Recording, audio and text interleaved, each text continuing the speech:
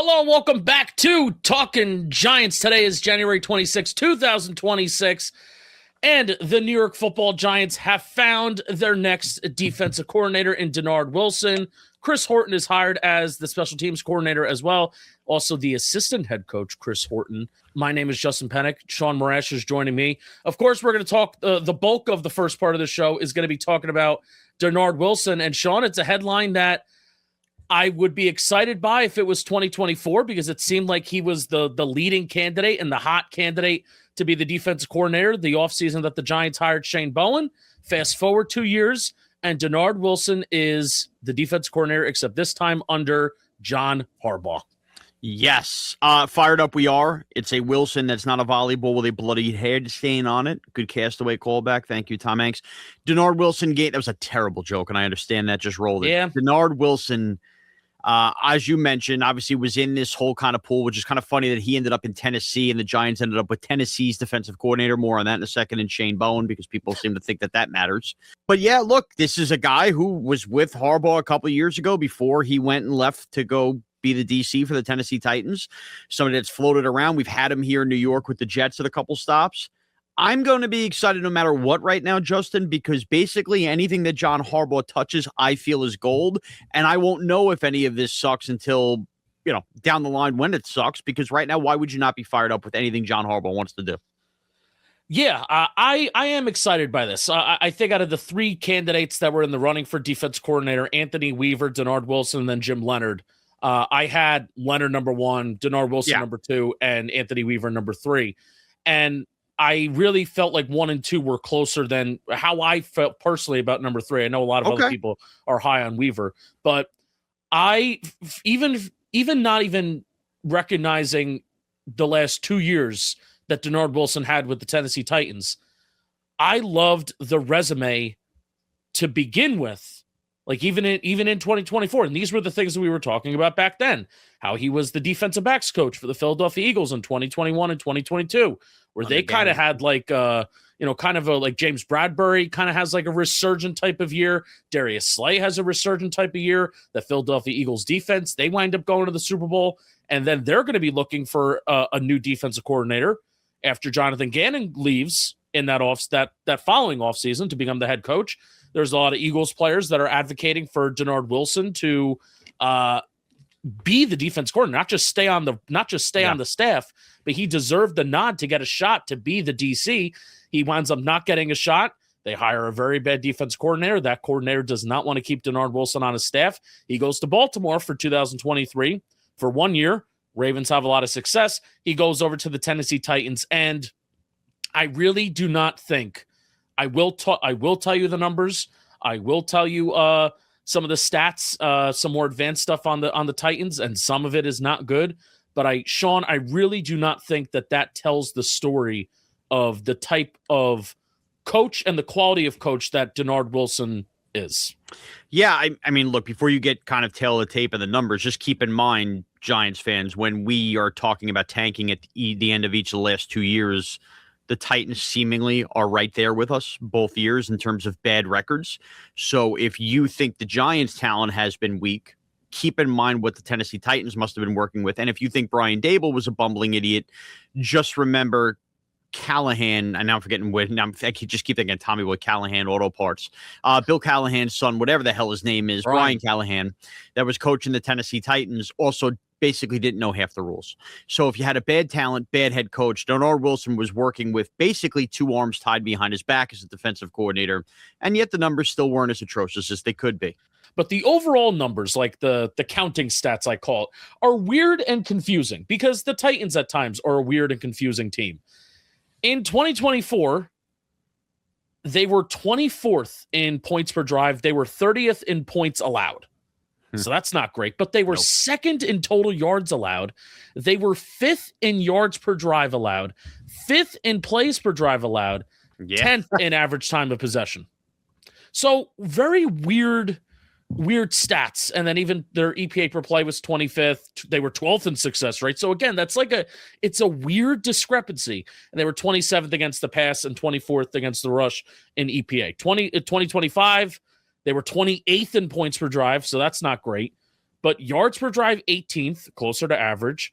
Plays per drive allowed 5th.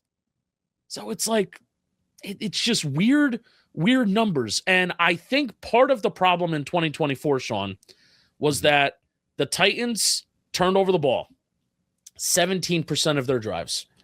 17% of the drives in 2024, the Titans turned over the ball. And I think that very, very much hurts a defense.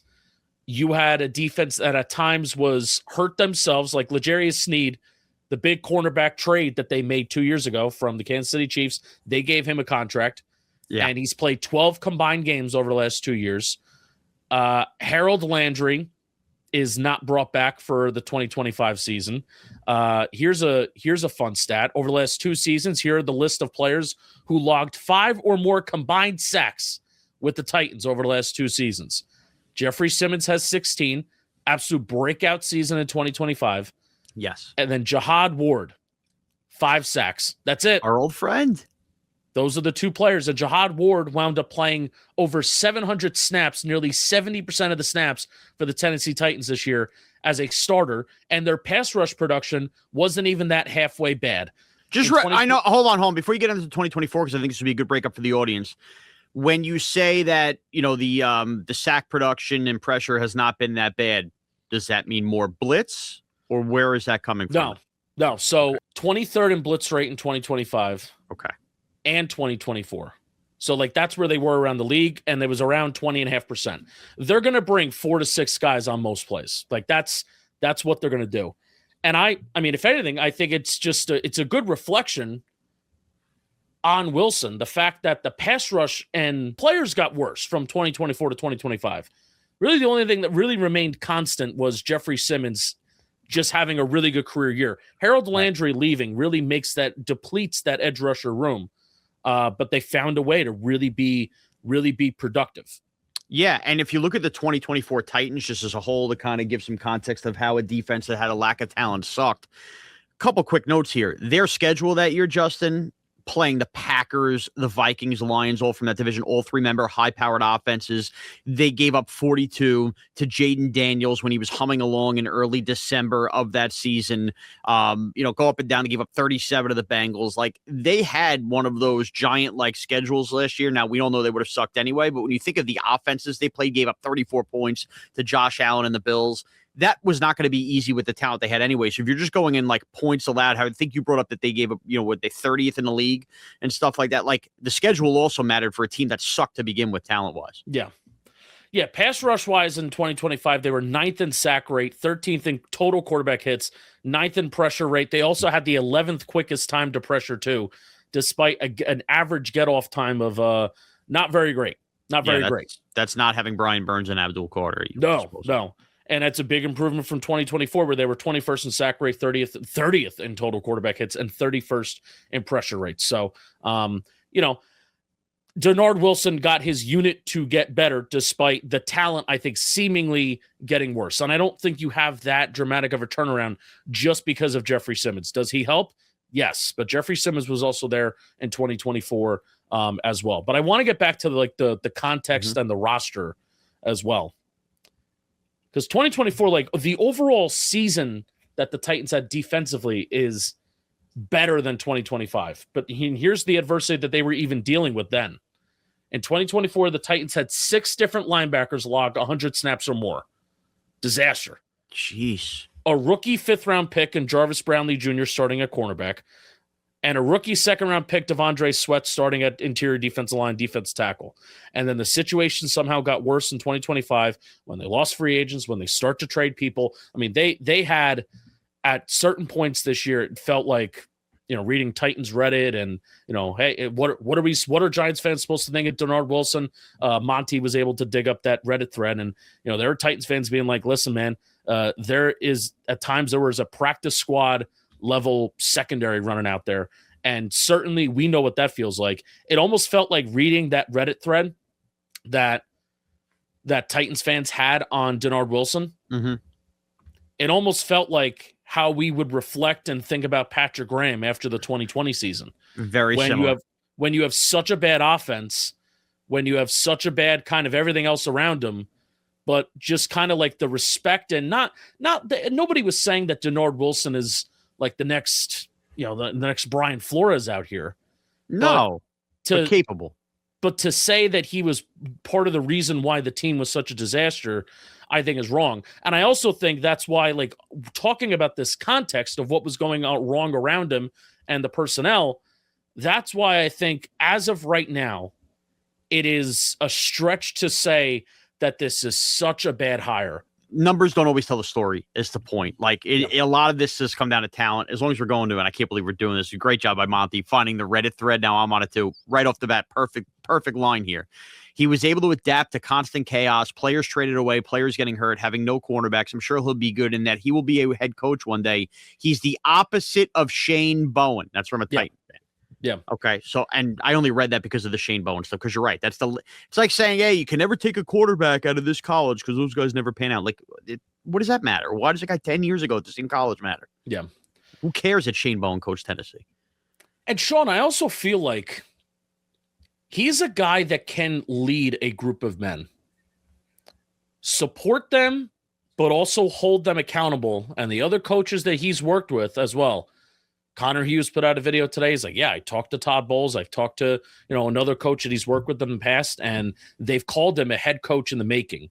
And just hearing how he's addressed the media, hearing how he's addressed the team in little clips and little snippets there, I don't feel like this is going to be like Shaun Bullen was, along with Brian Dable, was very much I'm going to put my feet up on the coffee table and kind of relax. Like, that's the kind of vibe that I feel like he kind of brought. I do not think that Dennard Wilson is going to bring that same kind of vibe. Again, support them, but also hold them accountable for what they're doing wrong and what's going on in the building. And Dennard Wilson's dreams on being a head coach one day, if that's what's going on, should also tell you a little story about why he was never considering coming here after Wink Martindale left. And he said, chose the Brian Callahan situation where you're kind of getting a fresh start with a new up-and-coming head coach as opposed to a coach that could be on the hot seat. What good does that do you for your career? Now that ended up backfiring for him. But look, if this is a guy that now comes here and can continue that trajectory under John Harbaugh, A, will take it because it means the defense is shining, and B, as a minority head coach, that's a future third-round pick if he ever got hired as a head coach, which is good process and as well here for John Harbaugh with Dennard Wilson. Yeah. Yeah. No, but even more than that, like I am excited about the candidate. I'm excited about him. Yeah. And I like his defense. So let's talk a little bit more about his defense and kind of what he does on defense. All right, Shaun. I want to talk to you about DraftKings. DraftKings Sportsbook, an official sports betting partner in the NFL, makes every playoff moment feel bigger. DraftKings has your back with early exit protection. If the player in your eligible NFL prop bet goes down at any point in the first half, you can still get paid in cash. Oh, hello. Here's the best part. New customers bet just $5, and if your bet wins, you'll get $300 in bonus bets instantly. Download the DraftKings Sportsbook app. Use code JAMFootball. That's code JAMFootball to turn $5 into $300 in bonus bets if your bet wins. In partnership with DraftKings, the crown is yours. Whose world is this? The world is yours. You didn't think I had that in my bag. Okay. I'm going to – you did a deeper dive on this. Yeah. Can I just ask you in terms of interest? I think when you think of the Giants defense and what we're going to be molding and what we thought we would have last year, to me, it all starts and ends with the Giants edge group and really up front, if we assume that Dexter Lawrence is going to be here based on what Jeffrey Simmons did there as well. How the hell can you change this defensive front just getting to the quarterback more? Shaun Bullen talked a lot about aggression. Like, we're going to be aggressive up front. We're going to be an attacking up front unit. And supposedly did a lot of things and kind of just letting those guys be and letting those guys get after it, right? Obviously, Wink Martindale attacking up front by bringing pressure. And Dennard Wilson is not going to do any of that. Dennard Wilson is going to define aggression by what he does on the back end. They're going to run a lot of zone coverage. They're going to run a lot of zone. They mix cover 4, they mix cover 3, and they mix cover 1. And a lot of the times that, cover 1 and cover 3, that could be things that look similar at certain points, especially from a pre-snap basis, but they'll go too high and they'll run a lot of that stuff out of that.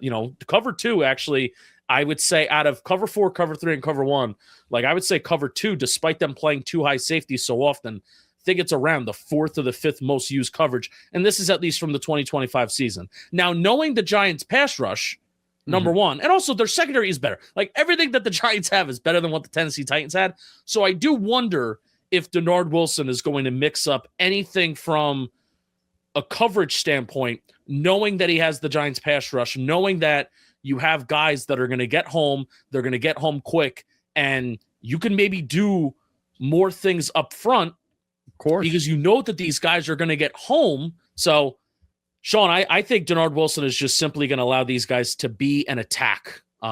He's gonna bring 4 to 6 guys on most plays, 4 to 5. I'll say it is very rare that he'll bring 6, 7, 8 guys. He may show cover zero. They may show that they're going to bring pressure, but you don't know which guys are coming. It's which is keep good. You on your toes. So I'm usually in favor of, I don't mind every once in a while going all out with a blitz, go force the quarterback to mistake. But if you're going to at least keep the quarterback guessing as far as who's coming across that line, if it is only 5 or 6, that's all I can ask. Just be really good at disguise looks like that, especially with the rushers the Giants have. Very similar, if you've been listening to us, it's very similar to what, we kind of said about Jim Leonhard. It seems like since Wink Martindale that John Harbaugh is developing a type. It's not so much the Vance Josephs, the Brian Floreses, the Wink Martindale, and even like going back to Rex Ryan. Like Rex Ryan would run that same type of attacking defense. John Harbaugh has seemingly turned into a coach that is now prioritizing defensive coordinators that are going to be aggressive on the back end. And that is how Dennard Wilson defines aggression on his defense. He's going to line up and press a ton. They're going to run zone coverage, but they're going to line up and press a ton. They're going to disguise stuff on the back end, whether that's a pre-snap look or especially what I saw on a lot of the interceptions over the last 2 years, 2024 and 2025. Now, they weren't great at creating turnovers the last 2 years. They were better in 2024 than 2025. The talent was better then. But the one thing that I did see is that post-snap, a lot of movement. Safeties were dropping down. Safeties, they were showing a too high look, and then a safety would drop down, and then they would still end up in cover 3, and then that would confuse quarterbacks from a pre-snap look. They think they have one thing, post-snap they have a different thing, and then that allows a safety, that allows a linebacker, it allows somebody to go and make a play on a football because the quarterback isn't anticipating the coverage that he's seeing. So that requires communication on the back end. Zone coverage, I always remember Carl Banks saying, he always says this, zone coverage isn't just about covering grass, it's covering the men that are in your grass. So it's about how do you pass guys off from one guy to the next, from one zone to the next. So that's how Dennard Wilson defines aggression, by what he does on the back end. But I do think that attacking nature in the back end and the way that he runs stunts and twists on the front end, the way that they're going to bring 4 to 5 guys and you don't know which 4 to 5 guys are going to come, I think that is just inevitably going to allow the guys up front to eat and get after it themselves, because that's the type of players that they are. Right. Well, it also tells you they're going to have to add somebody to the secondary if they're going to rely on them that much. Now, look, he better get the most out of Newbin, Holland, Phillips, and Adebo when considering either the draft or free agency capital that Shane has brought in, with those 4 guys that just simply have to play. If you're already counting the Deonte Banks thing as a complete loss.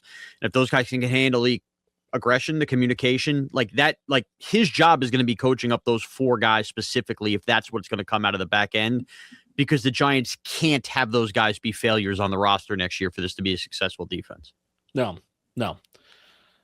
Again, you asked about pass rush, and something that I saw as well on a couple sacks is, and this is nothing crazy. Like Shane, we said that Shane Bowen was going to do this too. Saw a couple times that he would stack, like if there's 4 guys on the line, which typically there's usually 4 guys on the line for Dennard Wilson's defense, put 3 of them on one side, put Dex kind of up the middle, up the A gap. And then you have 2 other guys that are either to the right or left of them, and you're going to overload one side, and it just causes confusion, mayhem, and you better make sure that you got your communication down, your ducks in a row, your protection set, because it's a numbers game, right? If you got 3 guys on one side, and you're overloading one side, that's going to mean that you may win the numbers game, and then somebody gets a quick pressure, and somebody gets something quick, and you can cause havoc that way. So, dude. Bottom line, Abdul Carter now another step forward after last year and the way it ended. Charlie Bullen still on the staff here. This is what it's all about. If the Giant roster was supposed to be this attractive to John Harbaugh to break ties, then he's got to hire the right coach for some of those players that were attracted to him. And I think, like I mentioned, those guys on the back end Abdul Carter. We know Brian Burns will be fine. I wonder what Kayvon's role in this is. Is this a guy that's going to get chopped in the, we'll talk about that, I'm sure, plenty. But those guys up front, then you start talking about just those young assets. A Darius Alexander on the interior, you invest a third-round pick in. All of this stuff adds up. If the roster was as attractive to keep Joe Schoen and John Harbaugh loved it, then some of these key pieces that they've have, semi-high capital in, too high capital in defensively, better play to Dennard Wilson's strengths for this to be the hire we're trying to celebrate here. Yeah. And what I think will help the pass rush, I kind of want to move to the pass defense for just a second. This was probably the stat that got me the most excited, Shaun, because knowing the talent that they have, the lack of talent that they've had over the last 2 years. In 2024, the Titans allowed the 5th lowest target separation in the NFL on pass attempts. That's nice. In 2025, the Titans defense was 14th in lowest target separation. And I think that secondary got considerably worse in 2025 yet again. So I think, like, if you're allowing tight window throws, if you're even having a quarterback holding on to the ball for longer because there's not these wide open areas, again, I think that will be able to help a pass rush as well. But I think that's a huge, like, how do you want to separate, like, the bad Titans numbers, the bad scoring numbers, bad third down, sometimes bad red zone, inconsistency stuff, some explosive play stuff. They got a lot worse in 2025 in explosive play rate. I think that's a good way to, like, I think that's a defensive coordinator stat of how are you going to put your players in a spot that when quarterbacks are targeting wide receivers and they're targeting players, how are you going to put your players in a spot where you're at least trying to, have a tight window throw? And I think that's Dennard Wilson's best thing right now. Clearly, there's been an emphasis on the defensive backs and everything throughout his career in teaching that. Like, that's the ultimate teach moment. Now, the other thing would just be the thing we're all going to scream and yell about that we really haven't fully tackled here when you think about it. This is a team in the Tennessee Titans who, like the Giants, didn't play with a lot of leads, which meant that teams, you would think, without going through every single play-by-play, down by down here, probably got ran a lot against in the second halves of games. And is this a coach that's not going to have the Giants be completely gashed every single goddamn game on the ground again? Yeah. Again, their run defense was confusing as well, because again, like, the overall numbers weren't that good, but 2024, they had the 4th highest stuff rate in the league, which stuff rate is percentage of run plays resulting in no gain or loss. Okay. And then in 2025, they were 10th. The issue is that they're very boomer bust. The big runs go for long gains. I think that was the main problem for the Titans over the last 2 years. If they allow a 10-yard gain, if they allow a 20-plus yard gain, that's going a long way. But they were 16th in overall success rate in 2024, and they were 8th in 2025. So I do think, and I don't want to become this same thing that the Giants defense tried to convince us this year. Oh, right. The run defense isn't as bad as you think, because we're okay for the majority of the time, but then we're bad for very few plays. Okay, but the very few plays, you're allowing 40, 50-yard runs, and that's ruining games. Right. So game wreckers. I don't want to do that. But again, like, the talent was not good there. And there is good stuff here for Dennard Wilson. You just have to look past points allowed. It's basically it. And John Harbaugh has looked past him. And John Harbaugh knows more football than all of us. Yeah. So again, this is maybe I'll scream and yell about this in a year. I'm going to celebrate each and every one of these basically John Harbaugh hires. How could you not? Yeah, I'm talking for 25 minutes now. I'm not saying that this guy's going to come in and be the next Flores, or the next best, the best hot thing. But just steady the ship. I want to be excited, and I think I am excited, and I think there's more to look at outside of just the overall production of what he did at Tennessee. And I think that's my larger point. And it's the first layer of the defensive cake as well. Like, we'll know more come free agency in terms of what they're targeting that we think a Dennard Wilson defense needs, or what they think he needs. And then, man, that first pick in the draft could very easily be on the defensive side of the ball where it's a Dennard Wilson special. But then again, as Joe Schoen learned, you shouldn't just be drafting for the scheme. You should be drafting the best player. Right. And the nice thing about that, Shaun, is I think drafting for the scheme and just doing what this Giants defense needs, I think that very much is intertwined this offseason. I think adding Caleb Downs possibly at pick 5 with this defense and what Dennard Wilson's going to do, what Dennard Wilson is going to ask his safeties to do, would be super, super fun, and it is really, really enticing. Right? Yeah. Talking about possibly adding the Kyle Hamilton-like type expectations that we would have for Caleb Downs, adding that defense to a guy with Dennard Wilson who has worked with Kyle Hamilton. Awesome. Like, that's a very, very cool potential. Along with, I will say, advocating for Arvar Reese being the super ultra chess piece of you can be an edge rusher. We can put you in the A gap. You can drop back into coverage. We feel really good about that. But you can also rush the passer, and we can drop somebody else back into coverage, and you just make that front so much better too, right? And I am not even opposed to on early downs playing Arvar Reese at off-ball linebacker because the Giants really need an off-ball linebacker. Sonny Styles, same thing there, right? The two things that I feel like they really, really need to address now that Dennard Wilson is here. Possibly getting another safety in there, so Caleb Downs would check that off, right? And then number 2, more regardless of who the defense coordinator is, but especially for Dennard Wilson, getting a damn Mike linebacker in here. Yeah. Some sideline to sideline speed, somebody who doesn't miss tackles. But particularly somebody, and this is a tough ask. This is a tough ask.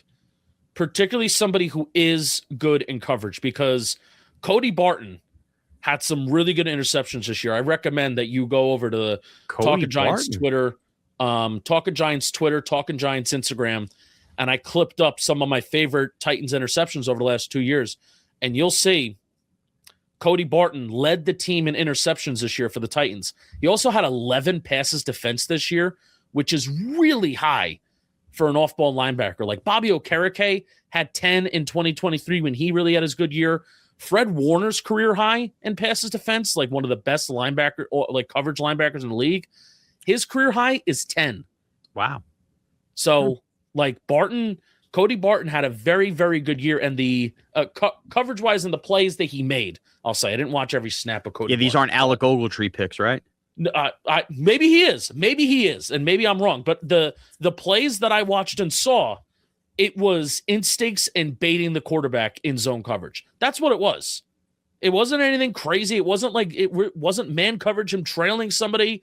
It was just, I'm gonna bait the quarterback, think that something's there, and then I'm gonna pounce on the ball. And that's what Cody Barton's interceptions were, and that's what made an X factor. The X factor difference. I mean, if the Titans didn't have that, they would have forced like 0 turnovers this year. So getting a linebacker in here that can also make plays in coverage, I mean, ideally, along with being just an awesome Mike linebacker that stops the run too, I think that could really push Dennard Wilson's defense over the top. It's going to be exciting offseason here when you think of just where they could go with this draft pick and what the hell they figure out free agency-wise. I'm pumped for it. You sold me.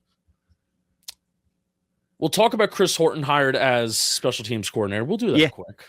Well, the reason that's important is the Ravens were very quick to block the Giants from being able to speak to him that first go around until they hired Jesse Minter, and Jesse Minter was okay letting him go. Yeah. So clearly that this was seen as an extreme asset for Baltimore if they did not want the Giants speaking to him. Chris Horton was a Washington Redskin from 2008 to 2010. He was also on the Giants practice squad in 2012. I didn't remember that. I saw that in the sheet. I didn't remember that. So full circle moment there. He was a quality control assistant with UCLA from 2012 to 2013, assistant special teams coach for the Ravens 2014 to 2018, Baltimore Ravens special teams coordinator 2019 to 2025, and now special teams coordinator with the Giants, and he is the assistant head coach. Since he has taken over as the Ravens special teams coordinator, here are the Ravens DVOA. DVOA is defensive value over average. Think of it as another efficiency metric similar to EPA-ish. Football Outsiders used to do DVOA, and now it's FTN, like the Fantasy Network. They took that over. 2019, they were ranked 9th. That's the lowest ranking efficiency-wise that the Ravens special teams Wow. Was since then. 2020, they were ranked second. 2021, they were first. 2022, third. 2023, third. 2024 had a little bit off year. They were sixth. And then 2025, they were third. So, jeez. So clean special teams. That seems to be the name of the game for Baltimore Ravens teams. Yeah. And then we're not factoring in Tyler Loop missing a field goal with the playoffs on the line. Don't miss big kicks on national television with the playoffs on the line, please. Yes, because then everybody will think your special team sucks. Well, not giving up big returns will be nice. He coached some Pro Bowlers too. I'm gonna pull this up. Morgan Cox, long snapper, 2015, 2016, 2019, 2020. Devin Duvernay. Justin Tucker, obviously, and then Sam Koch. They're also counting. Oh, this is cheap. The punter and the kickers. But they're counting when he was also an assistant special teams coach too. Yeah, you can't trust AI with that. Come on. This is not AI. This is his biography on the Ravens website. Is Casey Kreider done as the long snapper in the New York Football Team? Never. Never. Don't say that. We have as many long snappers as the Steelers have coaches all the time. 3. Exactly. All right, Shaun. That's the first segment of the show. Nice. We have a whole second segment of the show. We recorded a whole show that was about an hour long this morning.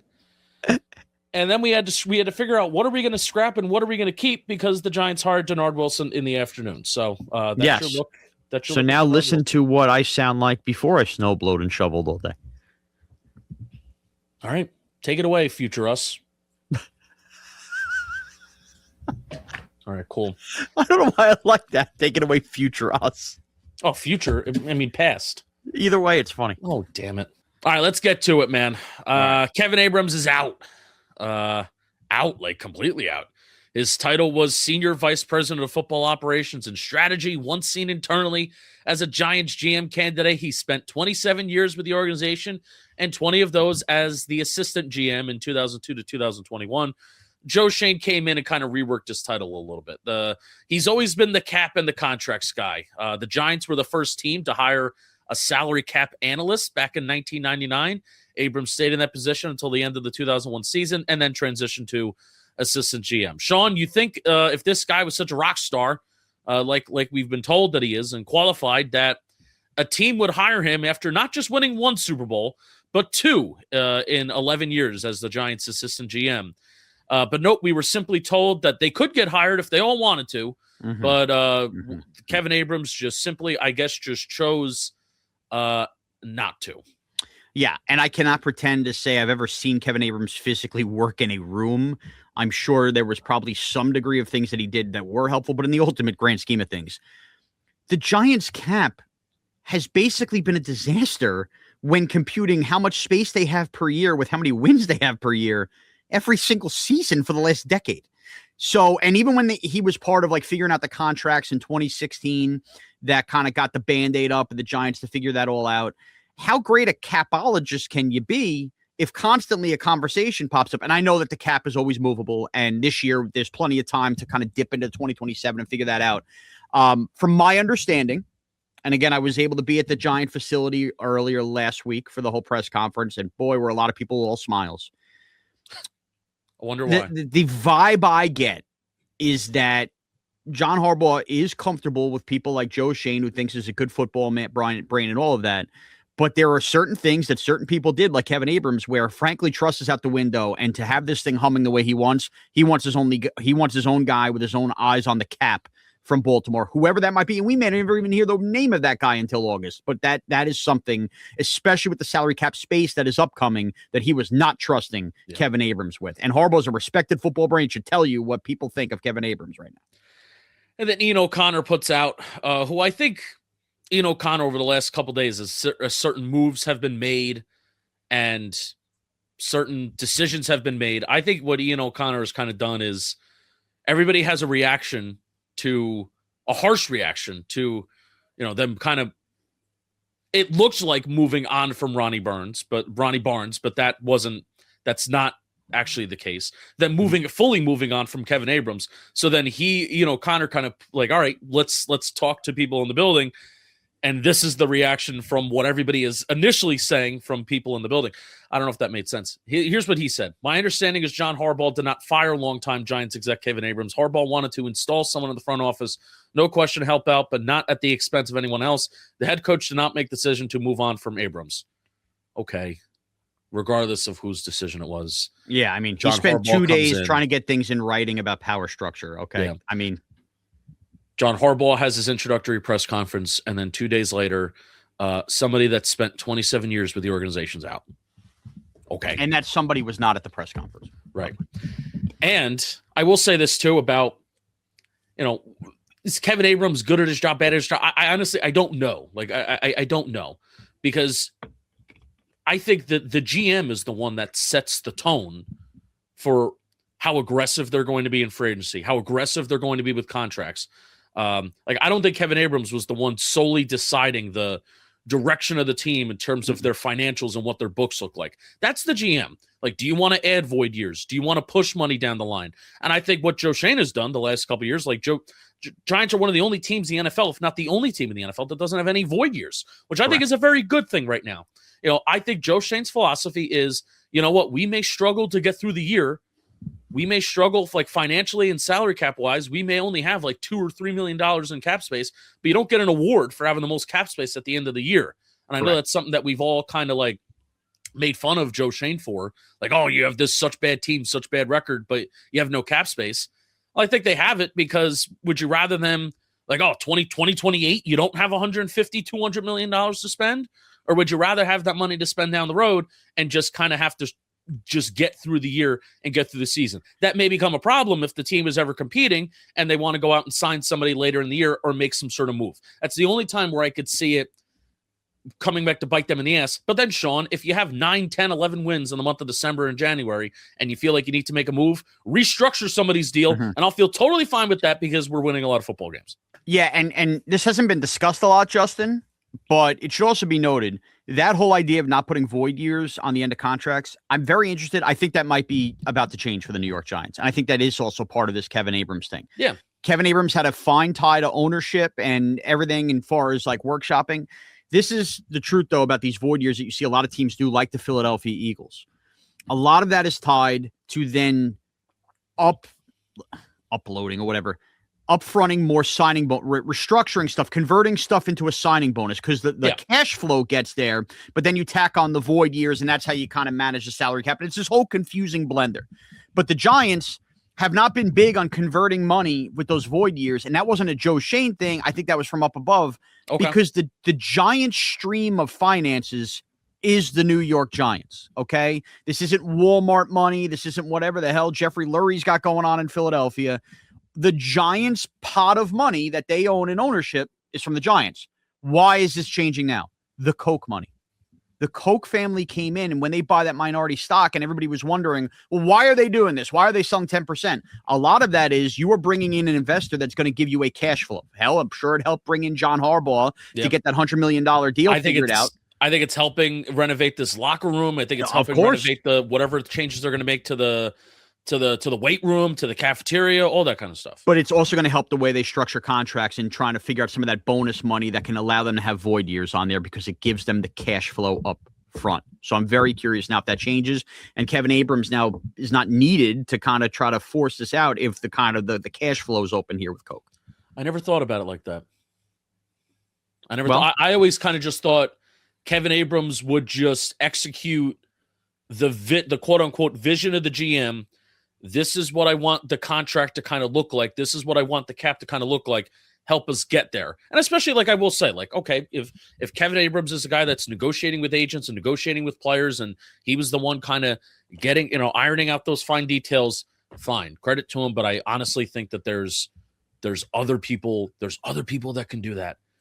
A lot of other qualified people that can also do that too. So, yep. But I never thought about it like that. So thank you, Shaun. I've talked to people much smarter than me who have now explained this to me, what's going on. Ronnie Barnes? Yeah, this is one, Justin, I will tell you, the Giants have really, and when I tell you really made it a point to let everybody know that Ronnie Barnes is in fact not fired. that Ronnie Barnes is somebody that will, maintain a job, oversee everything, but you're getting kind of like a new head of medical underneath him. Yeah. Now, what does that mean? It means that Ronnie Barnes is not doing what Ronnie Barnes is doing anymore. Like the Giants can kind of tie this up and fancy it up all they want, and I get it. Ronnie Barnes has been there for a long time. I know many articles have been written basically saying he's like the 12th child of Wellington Mara. Yeah, John Mara in his father's eulogy mentioned that Ronnie Barnes was like another child to the family. Just this week on our show on WFAN, Justin Tiki, who's very tight, Ronnie Barnes, told a story about just this past summer. He was at this thing in Denver that Ronnie Barnes was there. It was like this whole football, convention. And Tiki got very lightheaded and light air past that. Ronnie Barnes flat out left and stood by his bedside until he regained consciousness. Like, I say that to say, this is how respected he is, right? The old players love him. Everybody loves him. Even if this is a start of a new Ronnie Barnes, 70 years old, this is why it's being handled this way, out of a sign of respect, that this is not a guy who should be thrown the door, but it shows you there is a difference between a Ronnie Barnes and a Kevin Abrams in this organization's mind. Yeah. And I don't want to give off the vibe that good, like just get all these people out. Like there is a human element to this. And that's why I have always acknowledged that John Mara is not good at making difficult decisions, because these decisions are difficult. When you work with somebody for 30 years, when somebody who's been in the Giants organization, he started with the Giants, Ronnie Barnes, in 1976 as an athletics training intern. Correct. And literally has not looked back since. He's been the head athletic trainer since 1981, and then promoted to senior vice president of medical services from 2009 to 2022. But here's what it comes down to, Shaun. Like, despite the player stories, like Lawrence Tynes is like, this guy's a really good guy. I'm not denying that he's a really good dude. And there's also like he's really smart and he's caring and he's considerate. The story of somebody brought this up too. I forget who. So I saw it on Twitter. The story of Logan Ryan's wife. Remember when he was here and she was really struggling with something, right, and Ronnie Barnes really helped out with that. Like that's awesome. And he's like a really good dude. Inducted into the Giants Ring of Honor in 2022. But here's what it comes down to, Shaun. A study done by Dr. Nathan Currier and Man Games Lost NFL. They had the Giants as the most injured team in the NFL after the 2021 season. That 2021 season, they were the most injured team in the NFL. And that pushed them to number one in the number of games missed by injured players since the 2009 season. From 2009 to 2021, no team had more players injured than the New York Giants. And 2009 is when he got the promotion to senior vice president of medical services. Yes. That's when he got a promotion. And from that entire tenure, from 2009 to 2022, that's when that tenure was for him. They were the most injured team in the NFL, which is crazy. Crazy. And look, could some of that be coincidence? I suppose. I don't think it indicates such a huge sample size. I know. But I guess what I'm trying to say is, like, I don't think that indicates that Ronnie Barnes is like bad at what he does. No. But what it does indicate is that it is okay with a head coach who has, God knows, he has dealt with injury in Baltimore, quarterback alike, and how to build a team and how to build that. A fresh set of eyes on how everything medically is handled with the New York Giants, the training, the muscle, all this crap that we get off the couch just so we can pull a back muscle. That can't happen to football players. You need to figure this out. It's just time for a new approach and a new set of hell. It was time a long time ago. And this is one of those many things when you want a CEO type of head coach to come in here, that means control. And I respect what the Giants are doing here with this. Yeah. Yeah. I mean, it comes down to the definition of insanity there. Yeah, just keep doing the same thing, right? Over and over again. You know, and how many times have we heard, like, a common talking point from leadership in an organization is, oh, we were really hurt this year. We were really hurt this year. How many times have we heard that as a reasoning to keep things status quo, or a reasoning to, hope that it'll get better? And we'll just change the coach and hope that the injuries will get better. And ironically enough, I actually do feel, despite Scadaboo's injury, despite Neighbors' injury, despite some of the other ones that we had this year in the last couple of years, like very, very, like the line has been very, I think the most important position group to stay healthy on a football team is the offensive line. And I think over the last 2 years, besides Andrew Thomas, I think they have been a very, very healthy unit, and I think that's one of the reasons why they've played so well together. So continuity. So there you go. That's Ronnie Barnes. Anything else on Ronnie Barnes? Anything else on Kevin Abrams? No, just that I'll say this. When we find out both those guys are re-signed, not that you want to be celebrating or anything. I get it. Like, people lose jobs, but this is also part of the reason why the Giants were attractive to a guy like John Harbaugh, is that these guys, people like this who ironically are not going to have the same jobs anymore or out entirely, they take care of their people, and that made the Giants more attractive than other franchises. So I credit the Maras for that. But look, man, this is it. Like, this is the kind of stuff that fires me up, because when we want deep-rooted change and we just keep changing head coaches, what does it really change if other stuff behind the scenes doesn't change?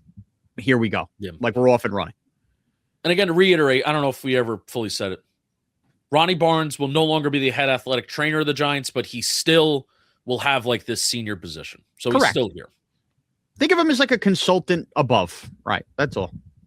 I wonder, I didn't actually look this up. So he had like that senior title. I did look at this morning. He's not listed. I can't find his bio on the Giants. Like, if you just search his name, and his bio on the Giants website doesn't come up right away. Did it used to, and maybe they're just kind of repurposing all that stuff? Maybe, yeah, because, I mean, Kevin Abrams, his tab comes up, but then you click on it, and the link is dead. So, dude, it wouldn't shock me. This is how much Harbaugh's involved, and I was there when I kind of saw what's going on here with the facility now and what's changing. It wouldn't shock me if Giants.com is getting a complete overhaul now, too. Like, that is how much Harbaugh wants changed about this team. Yeah. Because even like his, hey, Pennick, using Wikipedia as a source. It has head athletics trainer and senior vice president of medical services, 2009 to 2022, but he's been in the building. His time didn't end in 2022. So I wonder, what did his title kind of change to? And that's on me for not knowing that. You want to know what you can do on a snowy Sunday night? Have sex. Today's episode is sponsored by Hims. ED is more common than you think and simpler to treat than ever. Through Hims, you can connect online with the licensed provider to access personalized treatment options discreetly and on your terms. You shouldn't have to go out of your way to feel like yourself. Hims brings expert care straight to you with 100% online access to personalized treatments that put your goals first. This isn't a one-size-fits-all care that forgets you in the waiting room. It's your health and goals put first, with real medical providers making sure you get what you need to get results. To get simple online access, personalized, affordable care for ED, hair loss, weight loss, and more, visit hims.com/giants. That's hims.com/giants for your free online visit, hims.com/giants. Featured products include compounded drug products, which the FDA does not approve or verify for safety, effectiveness, or quality. Prescription required. See website for details, restrictions, and important safety information. Actual price will depend on product and subscription plan. You know why Hims can help the football Giants, Justin? Why is that? Because winning the NFC East, it's got to be hard. Staff changes. Yes. On the coaching staff, not just front office changes. Yes. Couple things. Tight end coach Tim Kelly is expected to remain on the Giants coaching staff. None of these titles are announced yet, out of the guys that are being added or the guys that are staying. Right. For instance, Tim Kelly, who is the acting OC and tight ends coach, he could simply just be the assistant tight ends coach. Like, we don't exactly know. But they're going to remain on the staff. But especially for this Harbaugh staff, I do want to really pay attention to who's who and who's where, because if the Giants are going to be good, then these guys are going to be getting promoted, and that is cool, and that is interesting to keep tabs on their careers and what they're doing and what they were doing in this building. Hopefully, when the start and the resurgence of a very, very good coaching career for all these guys. Not announced, but he was not announced what his title is going to be. But previously, the Titans offense coordinator during Mike Vrabel's last year in Tennessee, and also was the offense coordinator under Bill O'Brien with the Texans. He's been the Giants' tight end coach the last 2 years. The thing that's very unique about Tim Kelly, unique maybe isn't the word, but this is just an observation. Shaun, every time that they would kind of pan to the sideline after plays were over, Tim Kelly would be the one that's primarily responsible for communicating personnel. Tight ends, I don't know if wide receivers would also do this too, but tight ends, because he's the tight end coach, would look over to the sideline after every single play, and he would communicate, whether it be like a hold, like stay on the field, or like in control of those substitutions and those packages. Like, Tim Kelly was like the guy for that. And I want to give him credit here. Like, how much credit does he deserve? How unique and how special this is? This is just an observation that I would see on game days. The Giants this year with Jackson Dart had to be so fast and quick with how they were able to call the plays, get the plays in, and then line up and get on the line. Because then what Mike Kafka would do, and this was a big talking point we had during the season, what Mike Kafka would do, he would be in Jackson Dart's ear until 15 seconds were left on that play clock and help him decipher, diagnose what's going on at the line of scrimmage. And I think Dart even got better with that as the season went on, diagnosing things pre-snap, changing things pre-snap, but especially early on in the year when the offense was at its best, Dart was doing a lot of stuff before the snap, and most of the time it was happening with more than 15 seconds left on the play clock. So Tim Kelly being part of that process of communicating personnel, making sure that everybody's on the field that's supposed to be on the field, it seemed like he was a key part of that. And when he wasn't slow to that. So that's an observation about Tim Kelly. And you don't really know much about position coaches. Yeah. So I guess from that standpoint too, he could, all these staffs have this. He could be like an offensive, like strategist, like whatever, you know what I mean? Like insert one of those random game operation. I always see those stupid titles, like that kind of stuff. Maybe that is his strength, and that's what they're going to lean on. Yeah. Charlie Bullen's also going to remain on the staff as well. Hot name, man. Hot name. Who saw that coming? After getting some buzz as defense coordinator around the league, title again unclear right now. He's been the Giants outside linebacker coach the last 2 years, and then of course interim defense coordinator after Shane Bowen was fired. I'm a fan, especially if the title is just going to be outside linebacker coach. Abdul Carter got much better as the year went on. I think that's a big part of this, Justin. Just to kind of quickly interrupt. Harbaugh talked about at his press conference, his dad studying the tape, right? And when we got to talk to him on WFN, he was very big on that. Like, they are the ultimate football family digging in. And Harbaugh made a lot of calls about the giant roster, and he compared some of the stuff. I kind of think Charlie Bullen's here because of Abdul Carter.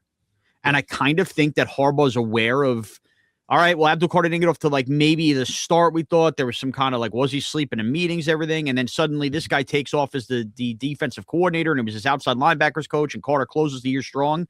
I kind of think Charlie Bullen is here tied to the success of Abdul Carter, and he's almost going to be like the Abdul Carter personal coach going into next year. Brian Burns had the best year of his career. And out of everybody that, we thought that, Carter could be versatile. I mean, even like Kayvon Thibodeau has some really solid reps rushing the passer from the inside. But we thought that Abdul Carter was going to be this Swiss Army knife that, he can be this off-ball linebacker. He can line up in the A-gap. And how often did you see Brian Burns making plays on swing passes or bubble screens out to wide receivers, and he's making tackles in the open field, and he's kind of dropping into coverage and against the run, but then making plays on these outside zone, outside handoffs. So Brian Burns being the versatile chess piece, especially early in the middle part of the year, was not necessarily something I had on my bingo card, because I just thought that he was just going to be this guy that was just going to line up at edge, and you keep him there and you don't move him. And whereas the other guys could be a little bit more versatile and you can move him around. Not the case. Brian Burns was moving around a ton. He had the best year of his career. And then, of course, Kayvon Thibodeau at times was playing the best football of his career. And this is all under Charlie Bullen. The second, that second full year that he has with both of those guys, I thought was really, really important too. And then, of course, you talked about Abdul Carter. So I like it. I do too. Did we get to the one big coach that didn't get brought back that we were speculating? Let's do it. What do you think about that? Carmen Bricillo, leaning right now that he's not going to be returning as the offensive line coach, really helped totally turn this unit around over the last 2 years, Shaun. Yeah. So look, we're in this hey, everything's blue skies, be happy. And I truly believe that. And I think that obviously John Harbaugh, when he makes a move, good or bad, there is a honeymoon phase where we're not going to question anything he does, right? So whatever he decides to do offensive line coach wise, if I know the name that he had with the Ravens is being bandied about, we're going to ultimately be fine with. But this is the first moment where through the Harbaugh process where I had to step back and go, did you even give him a chance? Just because you didn't know him, did you even give him a chance? I know I mentioned my name to mention Bricillo's name, the coach. I hadn't realized that at that point his father had also mentioned his name. So when I found that out, when I came up with the facility, I'm like, I kind of thought Bricillo would be back. And I also know Chris McMonagle had ran into Carmen Bricillo at a car dealership a couple days prior, and he had talked about how he wanted to be back. on a personal level. I know Chris had told that story in the air. So this just tells me deep down, he got all the recommendations he wanted, but Harbaugh wants his own O-line guy. I don't think it's a knock on him, but at the same time, man, where I trust that Harbaugh is doing the due diligence, I don't know that Harbaugh truly understands the terrible depths of which this O-line was at for many years. It was the biggest talking point of Giant football, and what Carmen Bricillo has done is basically made everything else of Giants a problem but the offensive line. So it sucks to see a guy like that go when you went through so many years of not being able to figure this out. But again, honeymoon phase, Harbaugh knows what he's looking for. I just would question whether, even despite all the recommendations, if he truly gave this guy a chance. Yeah, he mentioned the tape throughout the whole presser, didn't he? Yeah. I really do like how Harbaugh differentiated between the roster and the tape. Yeah, because I think that's the type of energy and precedent that he's going to set in the building. It's not about what we can do; it's about what we're doing, and the tape is the ultimate indicator of that. And 90% of the players that attended the press conference were his offensive linemen. Right, and he went out of his way, talk about Jackson Dart, but he was talking about the line. They were talking about the line was, how they work very well together. So, look, man, even regardless of what Bricillo could say publicly, which, I believe, obviously I believe the story that C-Mac told, but I just don't know. You just never know is Carmen Bricillo deep down, and this is hypothetical. Is Carmen Bricillo deep down thinking Brian Daboll got the short end of the stick?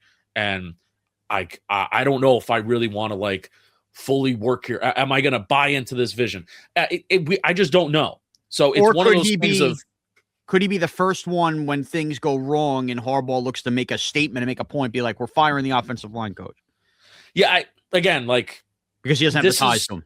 This is where I very much lean, and this is Joe Judge, Jason Garrett, Mark Colombo ultimately was the biggest lesson in this.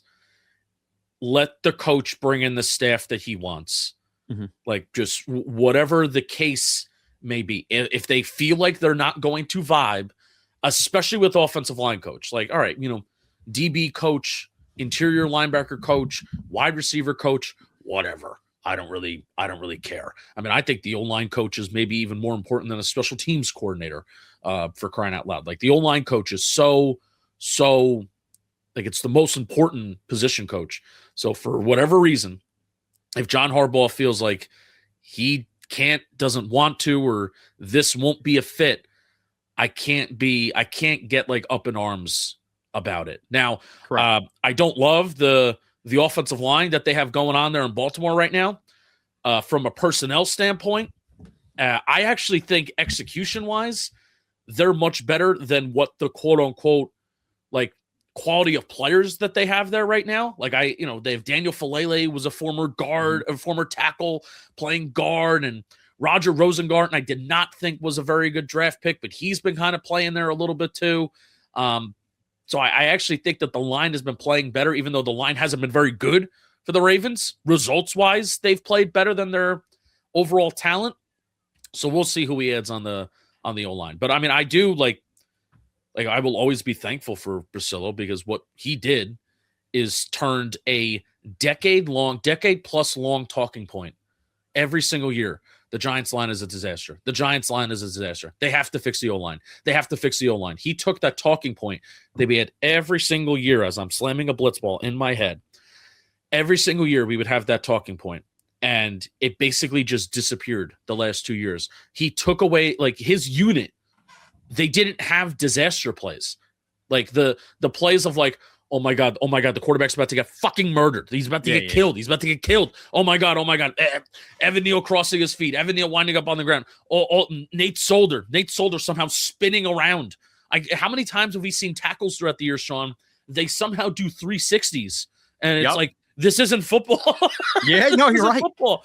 And that just hasn't happened. And that's even with Andrew Thomas missing a substantial amount of games over the last 2 years. Yeah.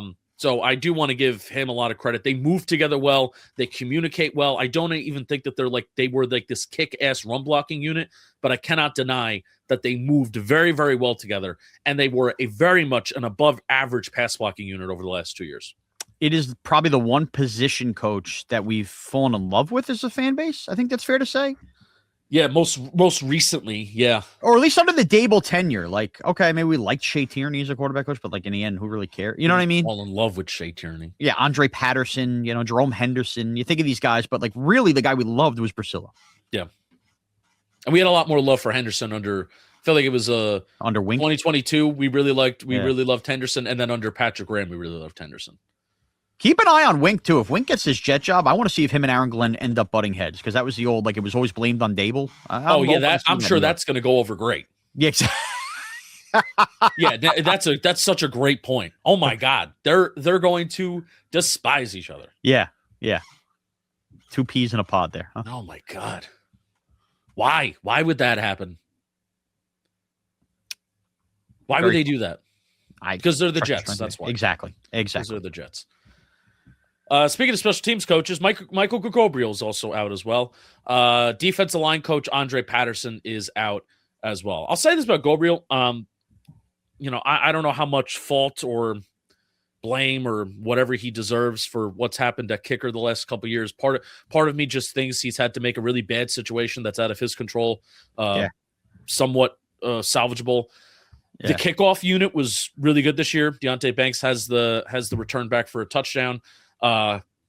Even last year, the Seattle play with Isaiah Simmons. Oh yeah, huge. He dialed that up, won the game, wins that football game. So there have been certain times and certain moments where special teams has been good for the Giants over the last 2 years, and there have been certain times and certain moments where it has not been very good. I know, like the kick return team. The kickoff team had its bad moments at certain times this year.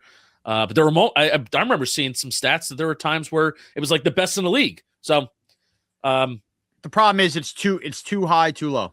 Yeah. You know what I mean? You just need a consistent, balanced approach to special team. Go get your own guy, John Harbaugh. That's it. You are a special teams guy originally, right? So let's go. And defensive line coach Andre Patterson, which I guess will bring us to, actually, no, I want to talk about coordinator updates as well. But I do think they're looking into the Ravens defensive line coach, who I like better than adding the Ravens outside. If the Giants were to add the Ravens outside linebacker coach, I would prefer that interior D line coach because of the development of Travis Jones and Justin Matabuke and some of the other guys that they've had going in and out of there the last couple of years. So correct, but again, we don't know what Charlie Bullen's full on role is going to be. They could bring in. I don't. There have been two confirmed additions to the Harbaugh staff. But first, I'll give you a trivia question, Shaun. Question that happened last week. Who is the first staff member, officially added staff member, to the John Harbaugh Giants staff?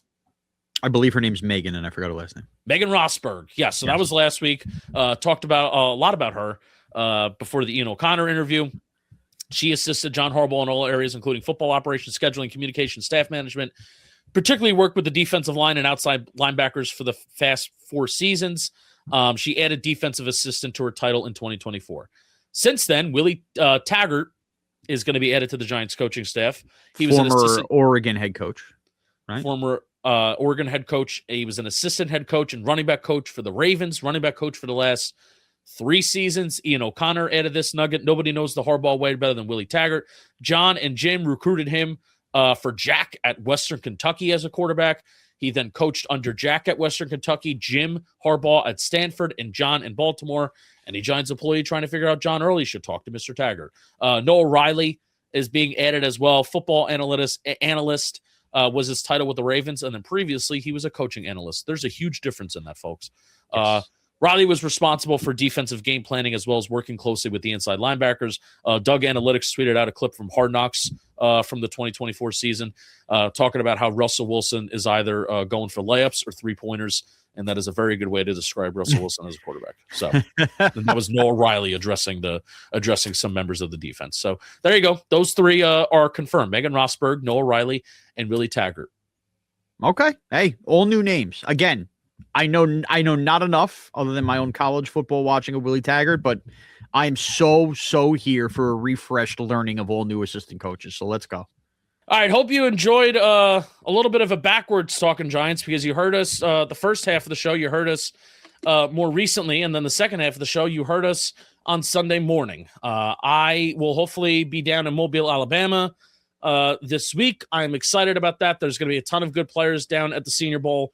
Odds are you'll hear Shaun and I in the back end of the week talking about the Senior Bowl. I think Todd Monken's going to be hired sometime this week.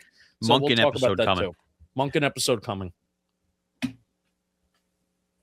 Thanks for listening. Thanks for watching. Let's go Giants. It starts today. Let's go Giants! We bleed blue.